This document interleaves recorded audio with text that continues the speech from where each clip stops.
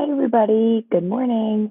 Today is Wednesday, April 29th, and we are going to start today. This is U6C2. What is sex? So make sure that you've got your Google Doc open and that you're ready to type in your do now. We got two questions this morning. The first is, what is one thing that you're nervous or excited to learn about during this sex education unit? And the second question is, doing sex ed virtually is kind of weird, right? I had a lot of people yesterday or 2 days ago talk to me about how this is kind of awkward and it feels weird doing learning about all this stuff on your own. So, do you have any ideas for how Miss Anilski could teach sex ed virtually to make it better or less awkward? Why don't you pause this video and answer right now on your paper? Okay, so yesterday in your history assignment, you were given a letter that explains the problem we're trying to solve. If you've not already done that history assignment, it's okay. You can keep doing the science assignment for today. But I do want to give you a little bit of background. So here's the problem. In many California private schools and public schools in other parts of the US, students are not taught the facts about sex, gender, and sexuality. Over here, we've got a couple of maps. Um, Over here, these are all the states that do not require comprehensive sex education. So, what this means is they don't require that students learn everything. So, this means that schools and teachers can teach them nothing about sex ed or whatever they want. Down here in dark red, these are the states with the highest teen pregnancy. So we see an overlap, right? And this is just one statistic. There's many more. Um, so, like you read about in the letter yesterday, teen pregnancy and sexually transmitted infections, or STIs, are more common in areas that teach that students should just wait until marriage to have sex, which we see in this map, right? In schools that don't teach about LGBTQ issues, students are more often going to skip school and attempt suicide. So there are a lot of statistics that tell us that comprehensive sex education is better, right? It's better when kids get all of the facts so that they can make better decisions as they move forward in their lives. Your task is to pick one of these options to help spread information on comprehensive sex education. Option one, if you can write an argumentative letter persuading them to support comprehensive sex ed. Option two is that you could create an online website or a hand drawn or online pamphlet that helps young people understand sex, gender, and relationships. So, helping educate people that might not get good information at school. And then if you have a different idea for how to improve sex ed in the United States, you can talk to Ms. Founds or Ms. Anilski and you can do a third option. Okay, so we got a lot of stuff that we need to know in order to do this project, right? And what we need to know is comprehensive sex ed. We need to know um, all the info. So this week, we're going to be talking about what is sex. Next week, we're going to talk about the risks of having sex, so pregnancy and sexually transmitted infections. And we'll talk about how to protect against these risks, so birth control and other contraceptives.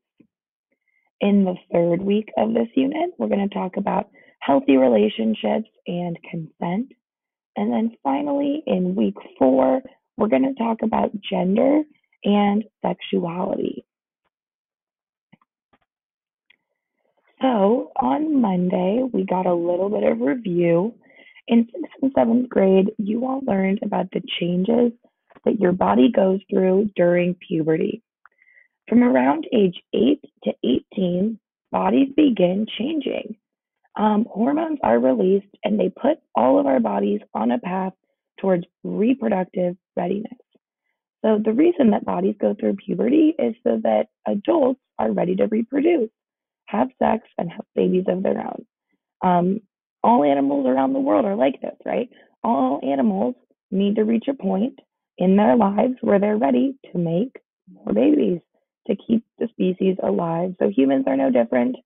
Um, all of you are currently in this process of getting ready to be at the reproductive age, as weird as that sounds, right?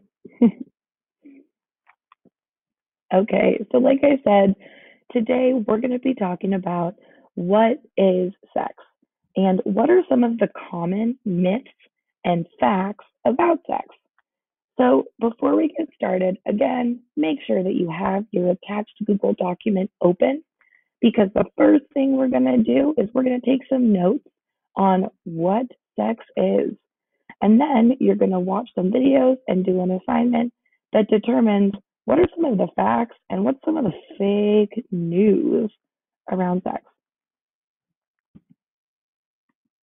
Okay, here we go. So we're going to start by taking some notes. What is sex? The first most important thing that everybody needs to understand is that sex can mean really different things to different people.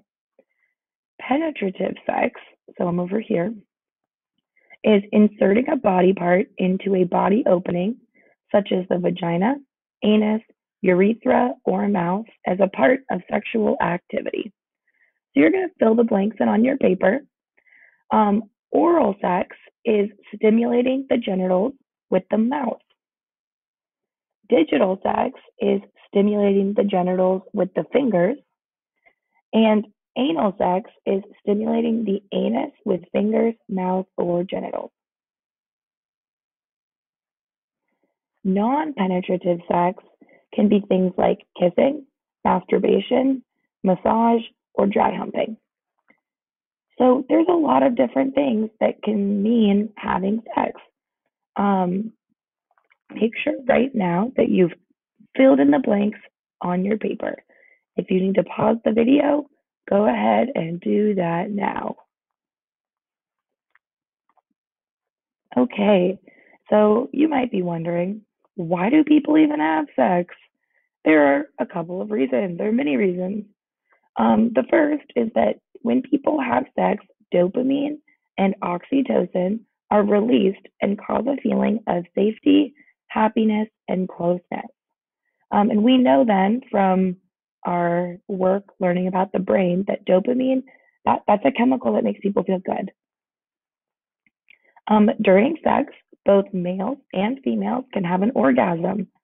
This is a sudden rush of dopamine and oxytocin.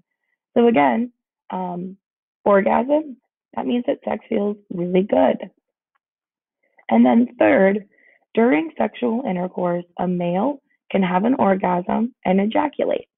This releases a sperm, which can lead to pregnancy in a female if an egg is present.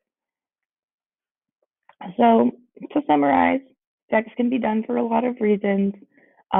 Mainly, it feels really nice, and people use sex to have babies or to get pregnant. So, your activity for today is to learn and investigate what are some of the misconceptions about sex. Today, you will watch 3 different videos to uncover the facts and the fake news around sex. So here's what you're going to do. You're going to watch the video linked on your handout. After you watch, you're going to record one reaction or question. Then you're going to answer the fact or fake questions on your paper. So it might say a statement and you're going to write, oh, is this fact or is it fake? Is it true or is it false? And then finally, you are going to click the link on your handout to check your answers. That is it for my video for today. I want to remind everybody that if any questions come up for you today, that you can always submit them on the question box form. This is linked at the top of Google Classroom. You can anonymously ask me questions. You can also look through this slide presentation, right? And it has all the answers from the questions that have been asked the last 2 weeks. So that's it for this time. If you got questions, reach out. And today I have science office hours at 1 p.m. I will talk to you all later. Goodbye.